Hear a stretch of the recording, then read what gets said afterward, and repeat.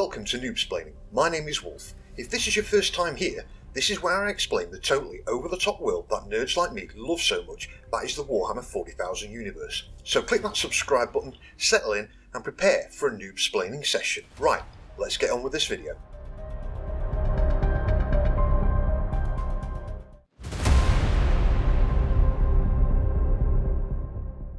So before we go any further, I will be making a redaction in this video in regards to my previous video that the Eldar are not OP and Games Workshop screwed us all again. Stick around to the end of this for that redaction. So, in preparation for the colossal titans of the Adeptus Mechanicum, this week we're going to cover the mini versions of titans, the Knights. Now the 40k fandom page states the Imperial Knights are piloted robotic combat walkers of small to medium size. So with that totally misleading description, you're probably thinking each one is about the size of a fully armoured space marine, maybe a dreadnought. Nope, these small to medium sized combat walkers are between 30 and 40 feet tall. As I've put it before, they come in two sizes, Sofa King Big and Sofa King Bigger. Naturally they have a Chaos flavour as well, but apart from extra spikes and skulls, there isn't much difference, so we're going to lump both the Loyalist and Traitor versions in together. If you have watched my video on the Baneblade, you will know it is an old vehicle harking back to the Golden Age of technology, now referred to as the Dark Age of technology. Well, the Knights are even older. So here we go with a quick recap on humanity's history. Long before the Imperium was even a thing, Emperor Chris was still keeping his head down and hiding among us, and humanity started to settle the stars. This was before the warp drive was invented, so the colony ships were travelling at sublight speeds on a one-way journey to a planet. These journeys lasted decades, so many of the ships were classed as generational ships, as it would be the second or third generation of its passengers who actually made landfall. That's dedication to wanting to get off this planet knowing full well it's your grandkids that will see the arrival point. Either that or it just flies through space at the same average speed as a British Railways train journey. Anyway, the colony ships reach the planet they were headed for, lands and is immediately cannibalised for materials, making it a definite one-way trip. Again, sounds a lot like a British Rail train journey, as once you get somewhere, you've got no fucking chance of getting a train back home again. Now the very heart of these colony ships was an STC, which is a standard template construct machine. If you don't know what these are, these things were excellent in the fact you fed it in any raw materials you could get your hands on, tell it what job you need to do, and it spits out whatever item it can fashion from the materials it has for you to do the job. If you're lucky it'll be power tools, if not, manual tools. So some of the planets that were landed on though had big nasty creatures that liked nothing more than snacking on colonists, or were already populated by Xenos races, but since when has that ever stopped a good old human imperialist style colonisation from happening? Because this is 40k, you can bet all the creatures or Xenos races are naturally tougher and stronger than a human, so on board the colony ships would have been a collection of knights. Each knight back in the day was covered in plasteel armour plating and has military grade weapons. The knights had two major roles. First was to protect the colonies, and the second was to use that giant chainsword for mass logging and the big gun to delete rock faces from reality so the miners could get to the precious ores underneath. So yeah, when the knights weren't killing the indigenous life on the planet, they were basically playing Minecraft. As the pilots had to interface their minds directly with the knight, it caused a kind of feedback loop that in turn imprinted some of the machine spirit onto its pilot with the desire to protect and serve humanity. Over time, the knight pilots formed houses and saw it as their sacred duty to protect their subjects, who were the ordinary colonists. As the ranks within the knight houses were being formed, the playing of Minecraft was given to the lower ranks and the combat roles were given to the higher ranks. Now every knight world, as they were known, adopted a feudal system with either one house ruling the whole planet or several houses competing for political and military power. Then along came human psychers and the AI robots called the Men of Iron. The knight houses, however, were not having any of this shit on their planets. So when the AI rebelled, like they always do, and the human psychers started exploding into demons, literally, the knight planets were mainly unaffected. Then along came all the warp storms, thanks to the Eldar getting too horny and stabby at the same time. Although I can't find anything to back this up, I surmise that the lower ranks of the knights were specifically geared up for playing Minecraft and the higher ranks for combat. With space travel no longer possible, the need to move them all into combat roles took over and people had to start cutting down their own fucking trees.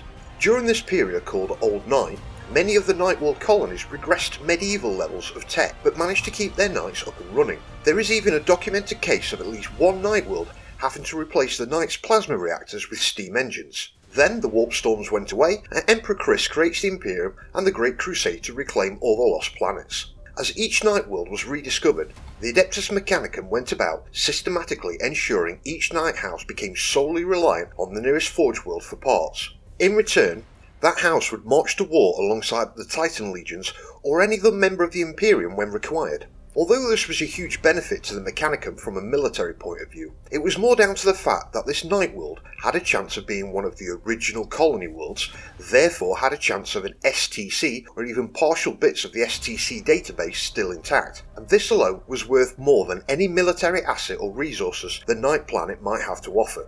Some of the Knight pilots, however, didn't like the idea of being tethered to one Forge world due to that imprint from the Knight's machine spirit, filling them with a sense of devotion and protection to humanity. These Knights instead became what is known as Freeblades, a kind of mercenary Knight unit that would lend its firepower to any forces of humanity that needed it in return for food, ammunition and parts, or at the very least, items it can trade with the Mechanicum to get the parts and ammunition. The first models we saw of the Knights were not these almost 8-inch $200 beauties.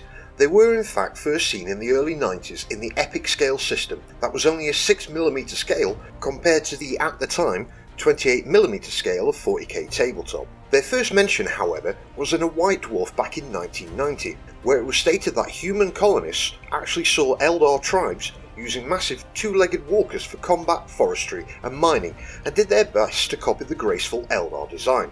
This goes to show how loose the canon was back in the 90s, as the Eldar tribes then were the Exodites, and they ride dinosaurs and generally shun technology except for guns. They might enjoy the simple medieval farming life, but they're not fucking stupid. And so the new Codex Imperial Knights and Chaos Knights hit Games Workshop stores along with the models. The idea being you either field an entire army made up of a single Knight house, or you can chuck a Freeblade into your Imperium-based army, or a Traitor Freeblade into your Chaos-based army. The cynic in me says the idea of the Freeblades was so they, Games Workshop, can sell this huge piece of plastic crack to pretty much every player that has an Imperium or Chaos army, and they even released the Eldar Wraith Knight and the Orc Stompers as equivalents. I have no doubt, had they proved to be more popular on the table, we would have seen Necron, Tau and possibly Dark Eldar versions too. Thus the Knight class of unit were born, as I refer to them. Basically, mini Titans for the 40k scale tabletop. The problem was, prior to 10th edition, taking a Knight not only took up a quarter of a 2000 point army, it also took up your entire allocation of heavy support, meaning anybody that wanted to have a Knight-sized mini Titan to their army had to sacrifice all their other big guns. And frankly, they just didn't have the firepower and survivability to justify this. Whereas a Baneblade is a tank in both the literal and figurative sense, none of the Knights, be it Imperial, Chaos or Xenos, were. Also being so big and scary looking, they became fucking bullet magnets, and it was rare a single Knight would make it through to the end of a battle. A full Knight army was viable though, as you could put between 4 and 6 of these mega models on the table, and as your enemy would concentrate firepower on one, the others were free to absolutely demolish everything on your side of the table. Simply put, the Knight class models, regardless what faction you play, needed at least 2 on the table in a 2000 point game to be viable, and this wasn't possible in previous versions. With 10th, you can add up to 3 Knight class models into your existing army, which is overkill, and all the tournament winning lists I have seen have no Knight class models or 2 of them, plus other hard hitting troops. The models look like they're really fucking expensive, and in a way they are. Individually, we're looking at around $150 a model, but when you only need 4 for an army, that's $600 for an army compared to the usual $1,000 plus that people would normally have to spend on an army. The equivalent points cost in Space Marines would be over $200 of Primaris Marine models and over $350 in Orc Boy models. That being said, you don't have to buy 500 points of basic troops anymore. Also, regardless what faction Knight model class you have, they are stunning, and due to their size, they are an absolute joy and fun to paint. Just don't leave it near your pet cat, or this happens. Now, onto that redaction. I still stand by my statement that Eldar are not OP, they just figured out 10th a lot quicker than everyone else. As the stats here show, even the Necron players who are well down the stats have been winning tournaments. I have also seen at least 4 different videos of people all saying the same thing. I quit 10th now because my army is crap. That's because it's still a 9th edition army and no doubt would kick ass in a 9th edition tournament. What you do need to do is go back to your army list and build a 10th edition while remembering that we don't have those 25% restrictions anymore. The recent rules change to devastating wounds will also help balance things, but bear in mind that is just only affecting one unit's weapon. The entire army as a whole is not OP. What I take back is my statement, Games Workshop screwed us again. They didn't. With all the 10th armies being the mainly more expensive units in both points and cash, it means less units per army. So not only are we getting an entire army for roughly 25% off of the cost of what it used to be, sometimes up to 40% off, Games Workshop are now selling more of the models that give them a better profit margin. I see that as a win-win. More players can get an army for less, especially new players to Games Workshop, and Games Workshop make more money, which stops them going full on, gotta milk every player for as much as possible as profits are down. Who the hell am I trying to fool? No capitalist company has ever turned around and said, okay, we made enough this quarter, let's reduce the prices. Which reminds me, the free data cards are going as each codex hits stores, and as the codexes are starting to get released, I suggest you get over to the download and start downloading everything while you still can, even if you think you will never use it. Should be a link in the description of where you can download it from, if I remember. In the meantime, I'll see you next time.